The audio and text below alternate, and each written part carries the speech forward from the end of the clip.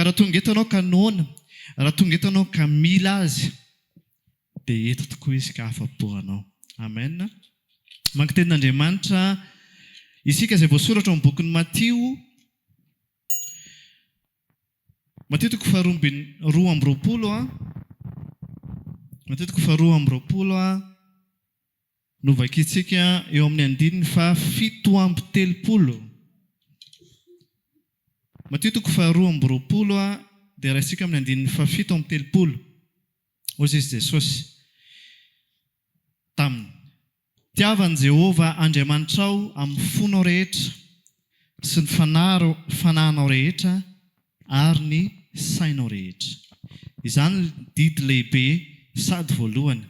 Ary ny faharoa izay tahaka izany ihany dia izao: tiava ny namanao tahaka ny tenanao. Izany didy roa izany no iantohan'ny lalàna rehetra sy ny mpaminany. Koritianina faharoa toko faha 2:10. Koritianina faharoa toko faha 2:10. Dia eo amin'ny andininy faharoa no raisintsika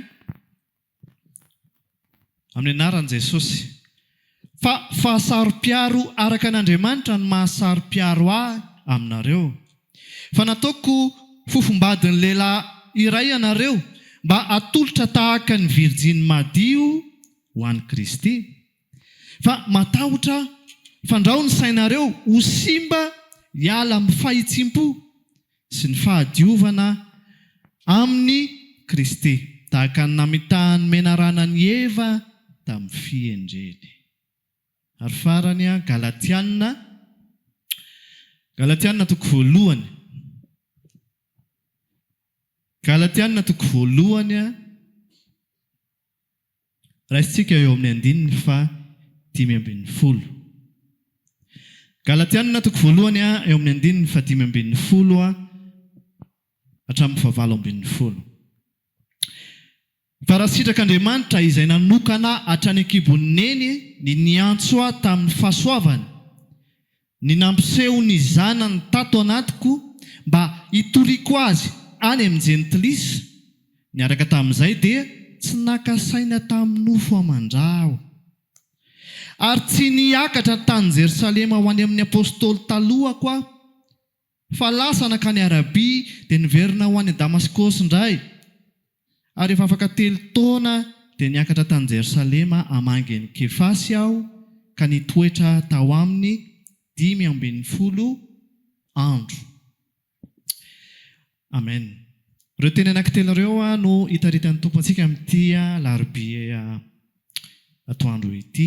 Na voalohany teo antsika dia namaky ny namalian'i Jesosy an'ilay mpahilalàna nanontany anazy hoe ny amin'ny didy voalohany, ny important indrindra ny nanontaniana hoe inona zany ny tena zava-dehibe indrindra, dia namaly moa Jesosy hozy izy hoe: tiavan'i Jehovah Andriamanitrao amin'ny fonao rehetra, fanahinao rehetra, ny sainao rehetra.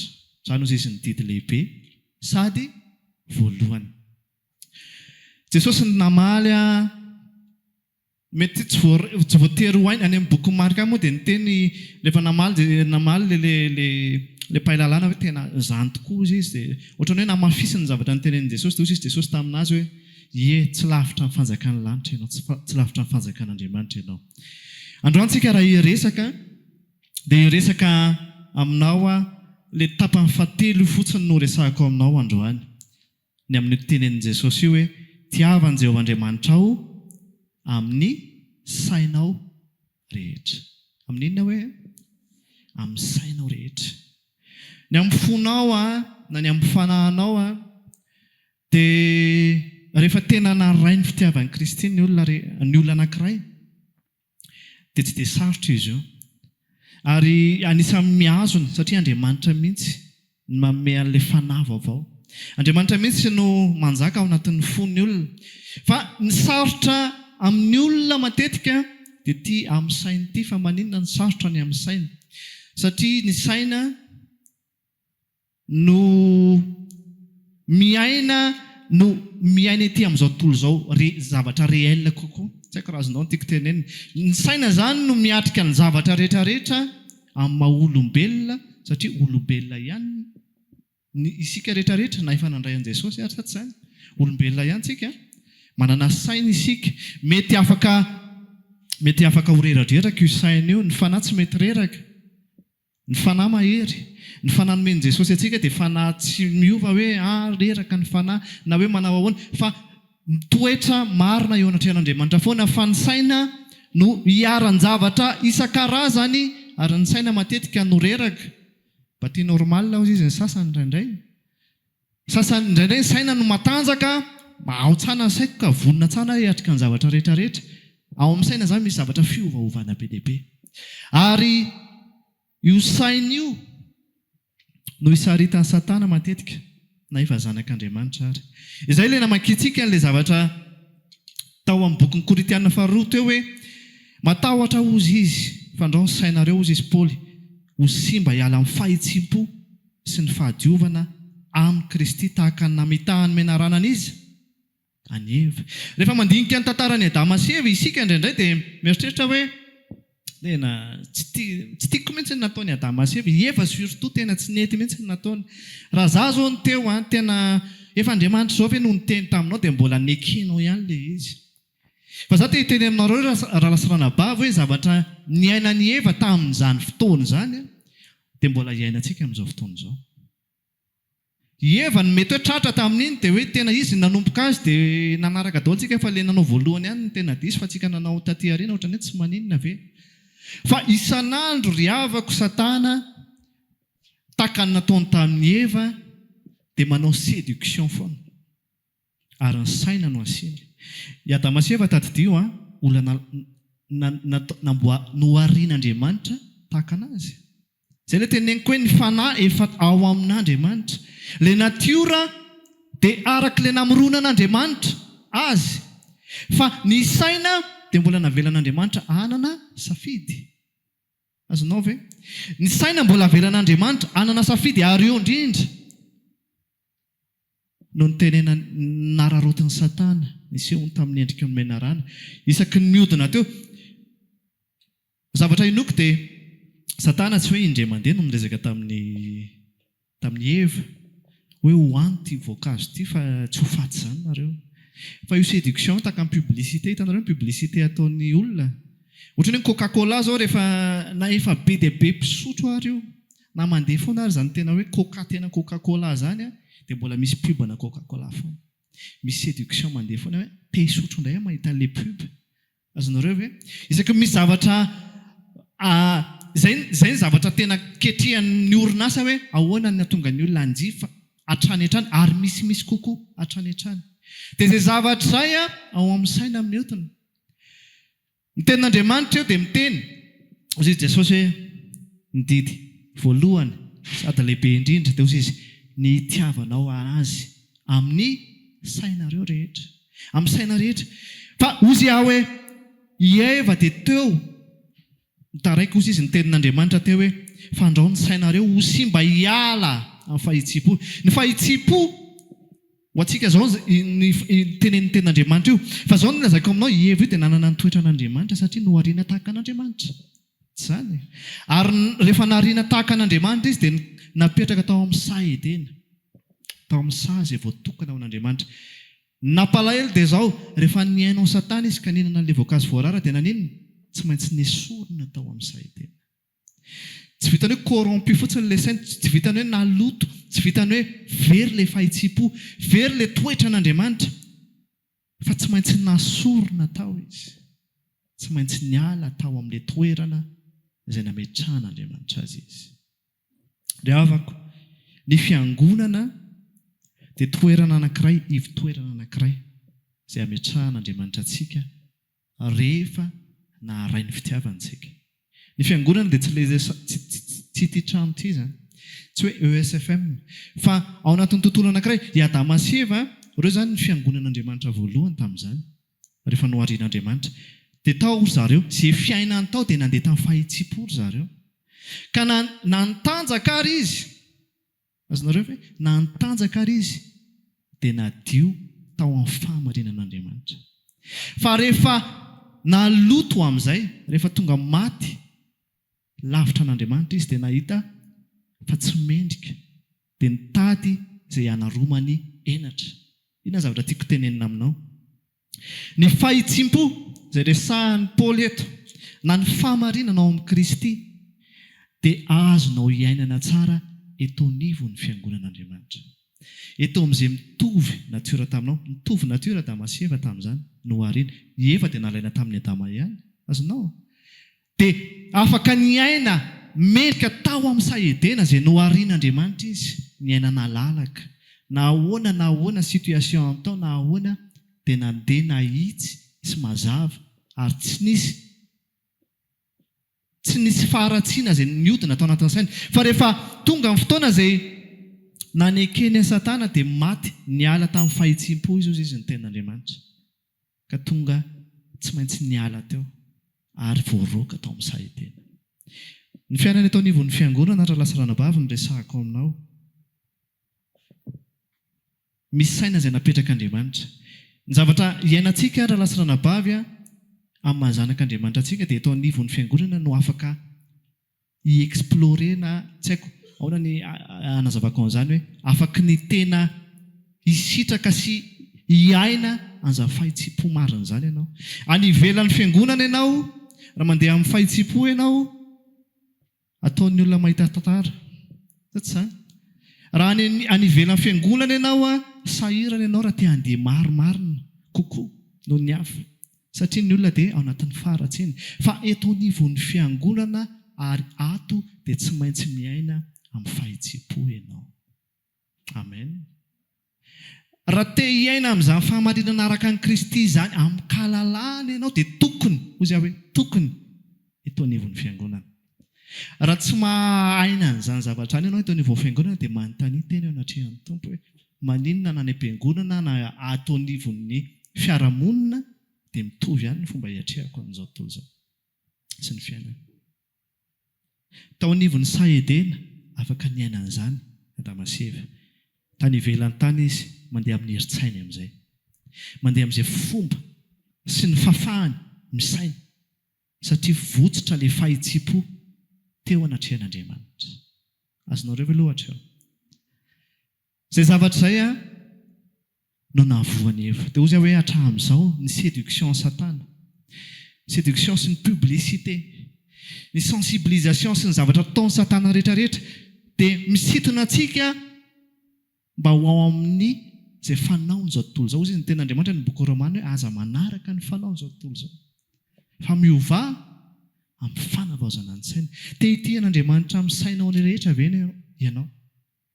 Tsy maintsy miova amin'ny fanavaozana ny saina. Tsy mitovy ny fomba fanompoana an'Andriamanitra amin'ny fomba fisaina izao tontolo izao. Ary miresaka kokoa ny amin'ny toe-panahy sy ny toe-tsaina sy ny fomba fiaina eto anivon'ny fiangonana izay afaka ny hisitrahanao kanefa mety ho diso amin'izay ianao raha tsy manana an'ilay fahitsim-po araka an'Andriamanitra. Hoy izaho hoe ny ivelany ianao raha handeha hahitsy dia andrasan'ny olona na hialan'ny olona ianao. Tsy ho tian'ny olona izany ianao satria ny fahitsiana araka an'Andriamanitra dia tsy mety amin'izao tontolo izao. Izay mahatonga an'Andriamanitra, izay mahatonga an' Jesosy ny teny hoe nareo nga hozy izy zanak'ondry avoan'ny ambody. Ny olona feno faharatsiana ary tsy afaka ny hanana confort. Izany mahatonga antsika faly rehefa tsy voatery hoe olona eto anivon'ny fiangonana ihany, fa rehefa mba sendra tafaresaka amin'olona ny ivelany ihany ka mitovy ny zavatra any anatin'ny fo. Toy izy ianao hoe efa ianareo miaina zavatra ohatr'izany koa e. Dia manomboka tamana ianao miresaka amin'olona na tsy iray fiangonana aminao ary ilay olona, satria enao ilay fahitsim-po any anatiny, enao ilay natiorany. Dia afaka miresaka amin'ny kahalalahana koa, dia afaka miresaka ny zavatra mahitsy ianao. Fa amin'izao tontolo izao ianao nge miresaka zavatra zavatra marina tahaka izany fa ho sahirana ianao. Azonao ve ilay izy? Eo anivo izay point anankiray izay ahitanao izay olona naharain'ny fitiavan'i Kristy izay ohatran'ny hoe tahaka ny hoe saedena indray. Ahafahantsika miaina ilay tontolo no arian'Andriamanitra. Ny zavatra fantatritsika dia izao, tsy ary aina an'izay saedena izay n'aiza n'aiza tsika. Fa hoy izaho mantso anao hoe tokony eo anivon'ny fiangonana ny iainana an'izany. Tokony hozy indray nefa misy zavatra votsitra ihany itony vao fiangonana satria tsy miavao amin'ny fanavaozana ny saina isika na dia efa nateraka indray ary na dia efa nateraka indray ary ozy hoe ny ao amin'ny fanahy ny ao amin'ny tontolon'Andriamanitra efa ekena ozy zavatra azo antoka matoanao mbola tonga ty am-piangonana misy zavatra mbola mitempo ao anatin'ny fonao ho an'Andriamanitra fa manahoana ny fiainanao an'ilay izy mbola mifahitsy-po ve ianao fahitsy-po izany dia afaka miteny rahalahiko ahako amin'ny tsy mety ataony ary manaiky na amin'ny fahitsy-po koa dia manaiky ho tenenina ahako amin'ny tsy mety ataoko izany ny zavatra izay votsitra rehefa nanomboka nanaraka ny séduction be dia be ny zavatra séduction tsy resahako aminao hoe fahotana tahaka ny ahoana na tahaka ny ahoana samy manana point faible ary satana dia mirepere an'izay foana fotsiny mirepere an'izay ny ataon'ny satana ka izay mahaliana anao mety ahaliana anao no présenteny aminao tarika antsika ho any amin'ny fialonana tarika antsika ho any amin'ny adilà majinijinika kely mahatonga antsika misy déviation tsikelikely aoka ny fiangonana hitandrina amen aoka ny fiangonana ho mailo mba tsy hiala ozy izy ny tenin'ny apôstôly Paoly fa andao hiala mandao ho simba hiala amin'ny fahitsy-po sy ny fahadiovana amin'ny Kristy amen ten'Andriamanitra izay niresantsika teo ohatra anankiray dia Paoly Galatianina 5:10 teo tantara izy ity dia ny apôstôly Paoly apôstôly taty aoriana indrindra taraiky ary izy dia natsapa fa efatra ny akibonena ozy izy no niantso tamin'ny fahasoavany Andriamanitra nampiseho an'i Jesosy Kristy tsapan'izay zavatra izay ary rehefa nazava tamin'ny apôstôly Paoly niantso izay niantsoan'Andriamanitra azy dia ny zavatra ny ainany dia izao ozy izy tsy nakasaina tamin'ny nofo aman-drà ozy izy ary tsy niakatra tany Jerosalema ho any amin'izay apôstôly talohako fa lasa nakany Arabia dia niverina ho any Damaskosy indray zavatra mahavarinana izy ity mety manohatra zavatra maro amin'ny fomba fijery aty aoriana kanefany navarinana ala izy kanefa izay natateraka ny filazantsara ho antsika jentilisa ny apôstôly Paoly apôstôly farany taty aoriana ozy nisy an'ireo zoko be zany teo aloha nisy ary Petera ary Jakoba ary Jona ny rehetrarehetra ireo rahalahy izay efa nitory ny zavatra nitranga rehefa naharay rehefa nahatsapa ny fitiavan'i Kristy ny apôstôly Paoly takasy ianao tsy hoe fitiavan'i Kristy hafa mihitsy ny an'ny apôstôly Paoly fa mitovy ihany azonao ve mitovy ihany ny zavatra voarainy ary mitovy ny fanahy izay miasa tao amin'ny apôstôly Paoly sy ny atao anatintsika amen fa rehefa nahatsapa an'izay fitiavan'Andriamanitra nambabo azy izy ary fantany fa za dia afatra ny kibonena fa nofidian'Andriamanitra dia ozy izy hoe za ozy izy tsy naka saina tamin'ny nofo aman-drà inona ny dikan'izany ny saina afaka ny tian'i Jehovah Andriamanitra amin'ny sainy rehetra ny olona afaka itian'i Jehovah amin'ny sainy rehetra dia tsy izay maka conseil amin'ny nofo aman-drà tsy izay afaka tsy izay mila maka conseil amin'ny nofo aman-drà ary ny toyany raha ozy aho hoe mety manahirana na fiangonana maromaro izy ity amin'izao fotoana izao dia ozy aho hoe ny apôstôly Paoly na dia efa taty aoriana ary dia tsy niakatra na hoe nangataka tsodrano mialoha tany amin'izay apôstôly efa teo alohany akoatra azonareo ve zavatra resahako tsy nila ny hera dia rehefa mandinika ilay izy ianao dia rehefa rahanao ny tantara dia ozy izy ianao hoe ahoana ary izy izany ny zavatra samy apôstôly ireo fa ny antsoan'Andriamanitra n'ity Paoly ity dia hafa tsy mitovy amin'ny apôstôly hafa Paoly nirahana ho any amin'ny jentilisa ny apôstôly Petera nirahana ho amin'ireo voafora ho an'ireo jiosy raha nakany amin'ny apôstôly Petera ataoko hoe zoky indrindra izy teo dia mety nanana ny heviny ny apôstôly Petera sa tsy izany nanana ny saina izy satria olombelona ihany azonao ve ilay izy mety nanana ny fieverana izy mety nanana zavatra izay ny saina izy hoe ianao zandry Paoly, ianao moa voaingana tamin'ity zavatra ity, alao ianao aloha mianatra tsara. Alao aloha ianao misy zavatra fantatro hoe mafana fo be ianao fa alao aloha mandeha amin'ny etapitsika fa na izany na tsy tsy voatery hoe ratsy izany. Tsy voatery hoe ratsy izany. Fa ny apôstôly Paoly nafantatra izay tao am-pon'Andriamanitra ho azy. Antony nandraisan'ny fanapa-kevitra, tsy maka hevitra na tsy maka saina amin'ny nofo mandray. Mino hoe azonao zavatra horesahako aminao. Mino hoe nosokafan'ny tompo ny fonao sy ny sainao. Mamaky ny toy an'ny Galatiana ianao toko 2 dia nahita ianao fa nisy fifandonana koa teo amin'ireo samy apôstôly ireo. Satria nanao tsinety ny anankiray. Inona zavatra tiako resahana aminao? Andriamanitra rehefa niteny zavatra taminao, rehefa miresaka zavatra aminao, dia aza maka saina hafa izay efa akoatra izay efa nomen'Andriamanitra anao. Andriamanitra rehefa napahiratra amin'ny masonao, resy lahatra ianao, io zavatra io raha lasa nanabavy, hentsika io hoe misokatra izany masom-panahiko izany. Dia tarito ny sainao hanaraka an'izay. Tarito ny sainao hanaraka an'izay. Satana tsy maintsy hanao séduction. Satana tsy maintsy hitenenao hoe raha hanao aningo ianao ka ho hafahafa ny toy amin'ny tantara. Ho arian'ny fianakavianao ianao nge raha tsy hanao an'ilay zavatra sen'zareo atao hoe. Izao tontolo izao nge tena manomboka inona izany ahoana ny aveniranao raha hiditra amin'io zavatra anankiray io ianao. Satana mahafantatra amin'ny point faible anao. Ary fantany hoe aiza ianao mety hamotsitra. Fantany hoe aiza ianao mety hamotsitra. Fantany hoe aiza ahako mety hamotsitra. Ary miprezenteny eo amina foana ny zavatra rehetrarehetra mba hisy anaovany publicité eto anatrehako. Anaovany zavatra hisy tomany na mba hanaraka. Mety hoe tsy hitovizantsika amin'ny Eva dia izao tontolo ao amin'ny fanahy dia efa ao amin'Andriamanitra tanteraka isika. Fa ny parcours dia miova raha ohatra ka tsy hanaraka ny sain'i Kristy ianao. Ny parcours sy ny toy any tantara dia miova. Aty amintsika izany Andriamanitra efa mahafantatra ny zavatra rehetrarehetra. Fa ny aty amin'ny fiainantsika mahatonga antsika hitoetra amin'ny fiadanana dia ny fanarahantsika sy ny tsy fakahantsika saina amin'ny nofo amandra. Amen. Hoy izay hoe tontolo ny fiangonana, tontolo izay iainantsika amin'ny fiainantsika raha lasa ranabavy, be dia be ny zavatra mety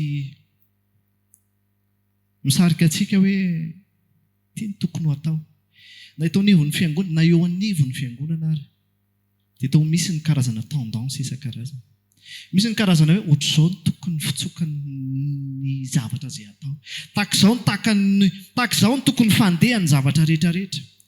Raha lasa ranabavy, ny olona maro izay mety ahilingilin ny fampianarana isan-karazany dia izay olona tsy mandray ary miova amin'izay zavatra efa napetraka Andriamanitra tao anatin'ny fo. Hoy izay hoe raha efa naheno ianao, ny fitiavan'Andriamanitra. Raha efa naheno ny tenin'Andriamanitra ianao ny antefa taminao, dia tazomy izany. Be dia be amintsika rehefa mandeha ny fotoana dia miovaova eny ihany. Hoy izay hoe ny faharetan'ny fotoana. Averiko foana izany hoe rehefa avy nandray ny fitiavan'i Kristy ny olona dia tsy tonga dia hoe any an-danitra izy fa navelan'Andriamanitra. Mbola misy parcours, mbola misy séjour lavalava eto. Misy séjour fohifohy ny sasany, misy lavalava. Fa manahoana ny ainanao an'io. Fa Satana dia miasa mandrakariva tahaka ny asany teo amin'ny Eva. Fa ianao hoe hamotsitra tahaka azy. Azafaly mametsiny ny Eva intsony izany. Tena raha tsy nanota ange Adama sy Eva, tena mba tsy naninona ihany tsika. Fa mitovy ihany io tantara. Dia eo aminao izao ny Paolina. Eo aminao izao ny safidy manao ahoana ny tohizanao miaraka amin'Andriamanitra. Aza mionona fotsiny rehefa naharay ny fitiavan'i Kristy dia efa zava-dehibe izany. Dia mba tezaiko any amin'ny fitoam-bavaka isan-karazany, tsy ny famonjentsika fitoam-bavaka raha lasa ranabavy. Tsy ny fahafantarantsika zavatra be dia be, fa manahoana ny fijoroantsika eo anoloana ny fakapanahy.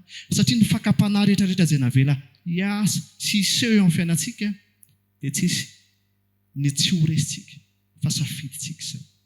Safiditsika ny zavatra rehetrarehetra. Manahoana ny fijoronao amin'ny fahitsy-po eo anatrehan'Andriamanitra. Ny apôstôly Paoly dia tena nandeha nahitsy. Marina fa zoko be Kefasy sy Petera raha ny ara-taona, raha ny fanompona dia zoky lehibe izy. Fa rehefa nanao erreur izy, manana fahitsipony ny apôstôly Paoly ary nandeha araka izany izy. Manao ahoana ny fifampitondrantsika eto anivon'ny fiangonana? Raha mahatsiaro ianao fa miaina amin'izany fahasoavana izany, za manokana raha lasarana bavy tena misaotra ny tompo ny amin'ny fiangonana, ny aminareo, ny amin'ny olona, tsy ny amin'ny ESFM manokana, fa misy olona koa fantatro any tsy atao anivon'ny Évangile sans frontières, fa fantatro hoe ao amin'ny Kristy ty olona ty dia misaotra ny tompo mandrakariva ny amin'ireny olona ireny. Tsy voatery hiaraka amiko eto izy rehefa lahady na alarobia na zoma na fotoana manokana, fa rehefa eny ifampiresahana eny dia afaka miaina le fahitsipò ary mahatsapa le fahamarinana ao amin'ny Kristy, ka mahafinaritra ny fiarahana tahaka izany. Manao ahoana raha lasarana bavy ny fiainanao eo anivon'ilay sahedenany créena ho anao dia ny fiangonana. Mendrika sy miaina amin'ny fahitsiana tokoa ve isika eto anivon'ny fiangonana. Ary manao ahoana ny tsy fitodiantsika ny amin'izay zavatra présenté n'izao tontolo izao antsika. Be dia be ny zavatra rehefa mandeha ny fotoana dia misy zavatra manomboka miavotsitra matetika noho ny fahelan'ny fotoana. Manomboka reraka, manomboka hiadopte zavatra hafa amin'izay, manomboka eo hoe ahoana ny ahafahana mampirindra ny fiarahamonina. Tadio fa ny fiarahana amin'Andriamanitra eto anivon'ny fiangonana na eo amin'ny tontolo mahazanak'Andriamanitra dia tsy tahaka ny fiarahamonina eto amin'izao tontolo izao.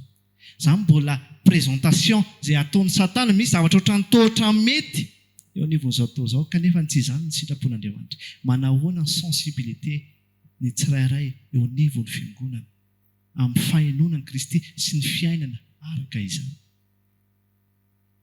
Mety ve ianao ny hotaritin'Andriamanitra? Mety ve ianao ny hotaritin'Andriamanitra amin'izay tiany ka ampiasany ianao eo anivon'ny fiangonana? Fampiasan'Andriamanitra antsika raha lasarana bavy dia tadio fa izao anivelantsika dia ho vavolombelona. Amen. Anivelantsika dia natao hitondra hanambara ny hatsarany, mitory ny filazantsara'Andriamanitra. Fa eto anivon'ny fiangonana antsika dia natao handeha sy ho fianarana ho an'ny rahalahy sy ny vavy. Anivelantsika dia natao hitory ny filazantsara. Ny olona izany tokony mahafantatra fa tsy hoe any anay any am-piangonana ihany ny tena fivavahana, fa rehefa ity moa dia mitovy amin'ny olona rehetrarehetra ihany. Isika rehefa alahady vao tena misitraka sy miaina ao anatin'izany fiarahana amin'Andriamanitra izany, fa mety tsy maintsy manaraka ny ataon'ny olona. Fa inona no antsika eo raha ohatra ka handany dada sy neny? Inona no iainantsika eto raha ohatra ka handany reto fianakaviana izay anisany mety hoe azotsika tombontsoana isan'ny zavatra tahaka izany? Fa ny fijoroantsika eto anivon'izao tontolo izao dia fitoriana ny filazantsara ary fanehoana ilay Andriamanitra izay efa nifidy antsika. Fa rehefa eto anivon'ny fiangonantsika dia misy zavatra ambasan'Andriamanitra antsika. Misy zavatra ambasan'Andriamanitra antsika. Dia ny fifampandrosoana fiangonana. Misy ny fifampandrosoana izay avy any aminao izy. Miteny aminao ahako. Mety hozy izy ianao hoe pasteur dia natao hitory ny tenin'Andriamanitra, hanitsy ny fiangonan'Andriamanitra. Fa za raha lasarana bavy dia mahatsiaro fa ny toerana izay ahafahantsika miaraka tahaka izao.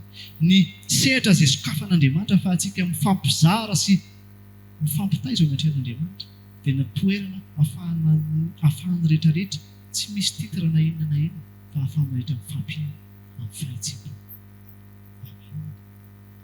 Ny toerana izay sokafan'ny tompo. Raha men'Andriamanitra rahalahiko, raha men'Andriamanitra anabavy ahako, raha men'Andriamanitra zoky aho, raha men'Andriamanitra zandry ahako, dia navelan'Andriamanitra hiaina araka anazy amin'ny famarana amin'ireo rahalahiko sy anabaviko ireo.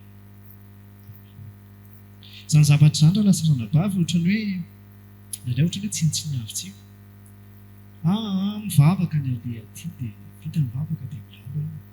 Mitady ny tompo dia faly mahita an'ireny lasarana bavy ireny fotoana vitsivitsy, ora vitsivitsy eo dia satrika ny fiainana. Mety manana fomba fijery ny rahalahy ahako, mety manana fomba fijery ny anabavy ahako. Salao azy sy ny tompo izany. Alao hatrehana fotsiny toy any zavatra rehetrarehetra. Misy zavatra efa tsy mahitsy ao anatin'izany zavatra. Misy tsy fahamarinana, ny fahamarinan'i Kristy. Manomboka miala eo amin'ilay eta nametrahan'Andriamanitra. Tsy tahaka ny apôstôly Paoly izy hoe ny zavatra izay napetraka tao amin'ny apôstôly Paoly inge ozy dia mitovy amin'izay ao anatinao hoe amen. Izay ao amin'ny apôstôly izay nomena azy ny titra isan-karazany sy ny mission samihafa eo anivo izao toy izao. Fa ny fomba fiaina, fa ny fomba fiaina hozy izy fa ny fomba fiaina dia amin'ny fahitsiana.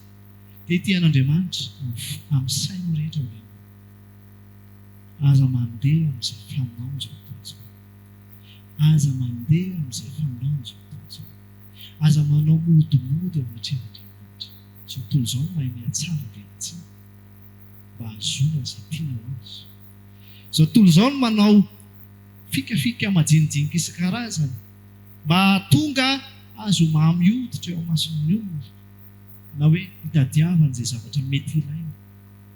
Fa isika raha lazaranabavy afaka itian'Andriamanitra amin'ny saintsika rehetra isika ary baiko ny vatantsika ao amin'izany.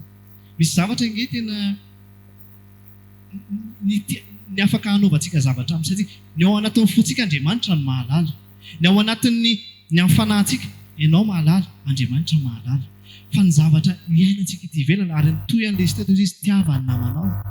Zay dia itiany rahalahy amin'izay aorianan'izay. Dia izay fitiavana rahalahy izay zavatra iainana amin'izay izy. Dia zavatra ho aseho, zavatra fomba fiaina iainantsika etonivo ny fiangonan'Andriamanitra. Ilay rahalahinao, namanao dia izao eo amin'ny fiangonana izay misy. Ilay fiangonana, ilay toerana izay nametraranao. Ndraindray mantsika mieritreritra hoe ilay tiavana namanao taka ny tenanao dia tiany olona rehetrarehetra zany. Misy degré am-pitiavana io.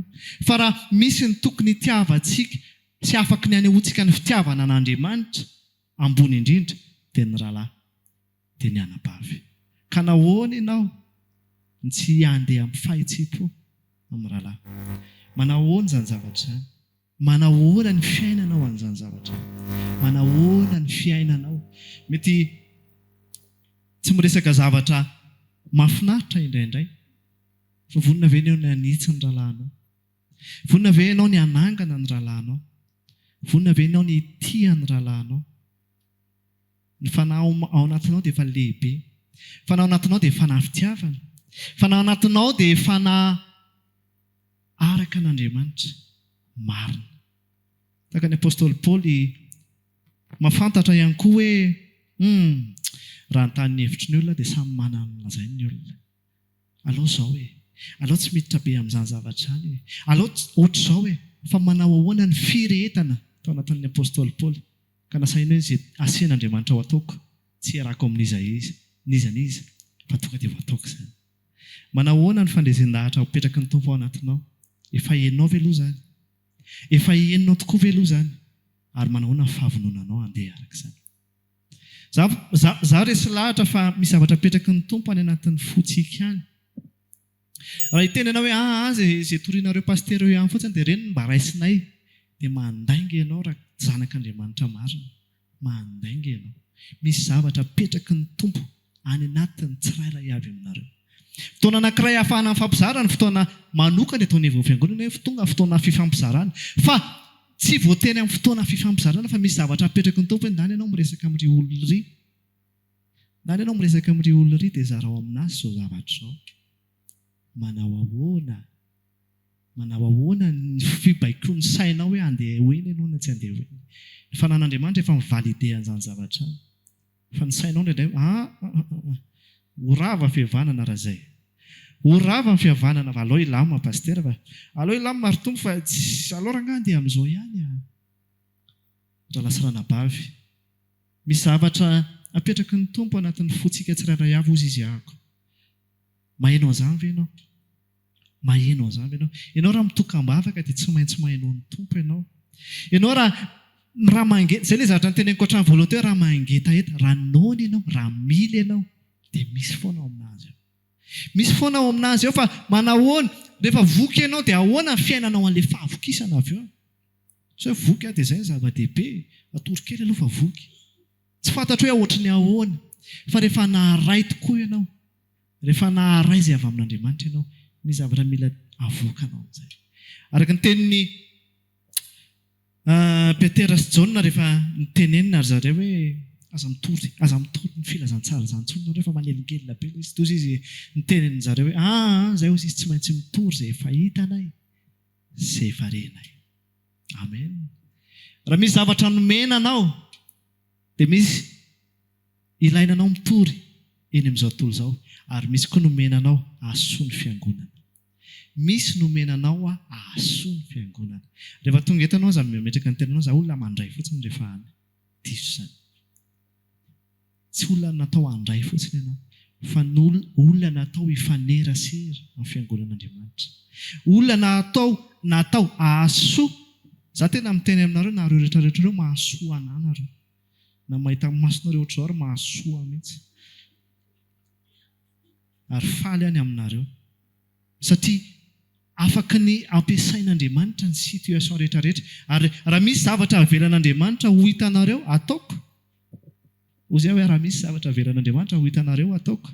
Raha tsara zany dia ampahereo zao hanohizako azy. Raha ratsy zany dia ahitsio mba hajanonako amin'izany. Amen. Fa raha mahita tsy mety ataonareo koa dia hiteny ianareo. Raha ary mahita ny zavatra tsara ho ataonareo dia encouragé anareo. Zany ny fiainan'ny fiangonana ratsy-ranabavy. Zany ny fiainan'ny fiangonana. Aza indraindray toerana mahadiso ny olona dia hoe tonga any am-piangonana hivavaka.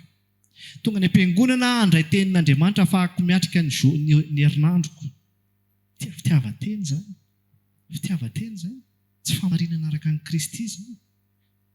Fitiavan-tena tsotra izao fotsiny zany. Ary zany dia ao anatin'ny séduction ataon'ny Satana. Hoe izay mahasoa anao ihany alaina any. Misy teny mampahery ihany alaivo. Rehefa tsy titinao azy, paseo any. Paseo any. Raha lasa ranabavy, mitombotsika eo amin'ny Kristy. Amen. Mitombotsika amin'ny fiarahana amin'ny Kristy ary aza manaiky mijanona amin'ny position hijanonanao zao. Aza manaiky mionona fotsiny hoe ny important dia voavonjy. Tsy famonjena fotsiny. Fa natao ianao ahasoa.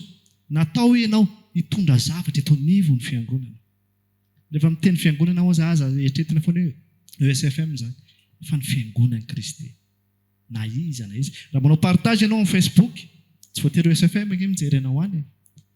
Fa ny olona rehetrarehetra fa misy maray zavatra avy aminao. Sahy mijoro. Sahy mitoro ny filazantsara. Raha manao partage koa ianao amin'ny Facebook ka fitoriana ny filazantsara nataonao dia mahasoa an'izao tontolo izao koa zany. Ary misy indray no vonjena amin'ny Kristy. Fantatrao hoe tahaka izany ny fiainantsika amin'ny Kristy. Fantatrao hoe tahaka izany no niantsoan'Andriamanitra antsika. Raha ny créena ny fiangonana araka ny zavatra niresahana tamin'ny lahady teo dia fifampitezàina ny zavatra iainana ato. Fifanasoavana ny zavatra iainana ato. Eto anivon'ny fiangonan'i Kristy. Aoka ianao araka ny zavatra efa nizaraina ihany koa tao aloha tao dia mitoera eo amin'ny toeran'ilay mahery anangana amin'ny malemy. Amen. Fa tsy hoe dia miandry ahako ny ho ampaherezina foana. Izay ilay position. Nendray ireny efa fakapana apetraka Satana mihitsy. Ianao ngereraka. Ndana aloha mampiakatra moralina kely any am-piangonana. Ianao reraka be mihitsy ianao io. Jereo ny mahazo anao tahaka izao. Ndana aloha mba miantory-teny kely. Fa Satana ihany mikontrôle antsika indray.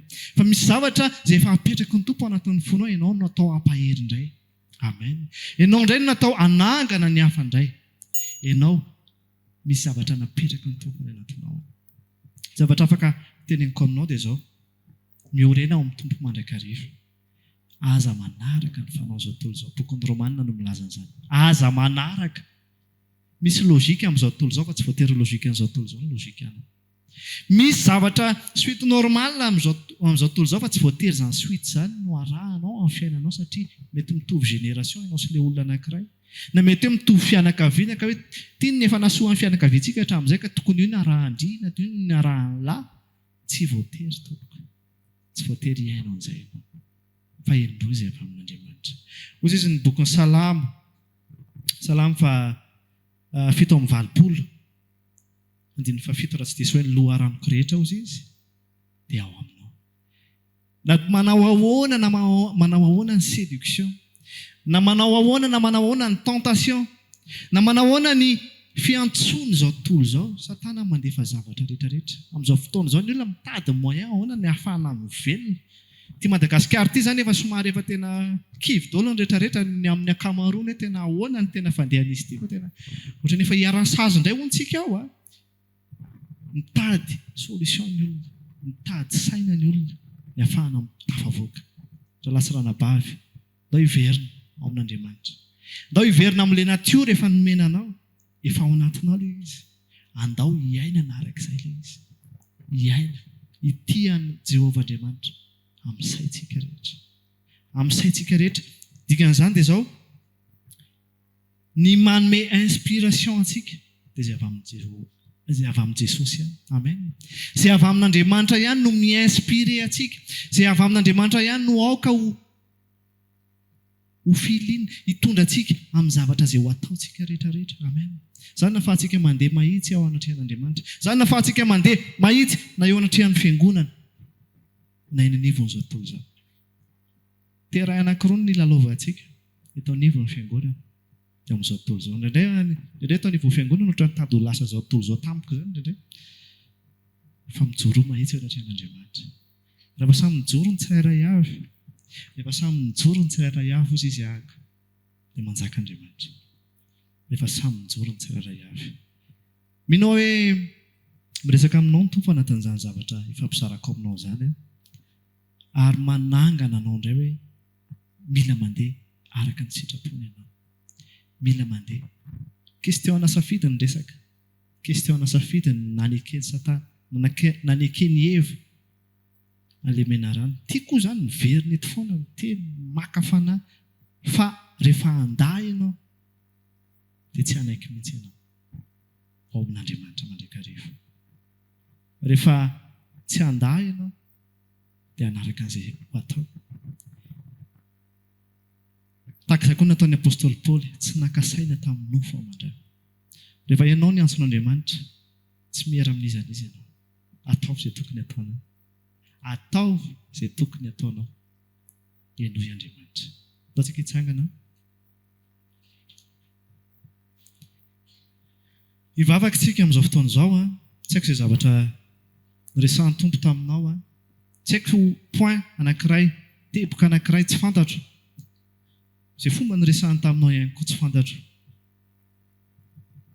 Andao samy miresaka amin'ny Tompo dia teny aminy arak'izay napetrany tao anatintsika. Raha maniry ary hivavaka aminay ianao dia tongava ary isaky ny alahady amin'ny 7:00 ny talata amin'ny 12:00, ny alarobia amin'ny 12:00, eny Antsahamanitra 100 metatra ambany fijerena fety, trano Gribege amin'ny ankavian-dalana. Tongava soa tompoko.